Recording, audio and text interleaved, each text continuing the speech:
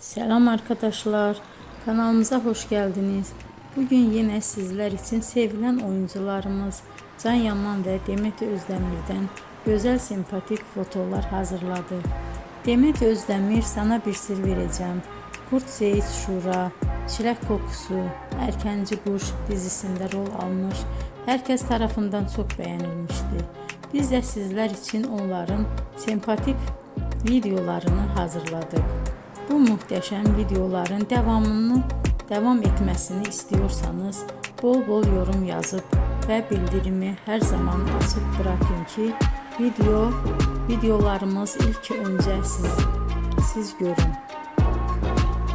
Hoşça kalın arkadaşlar.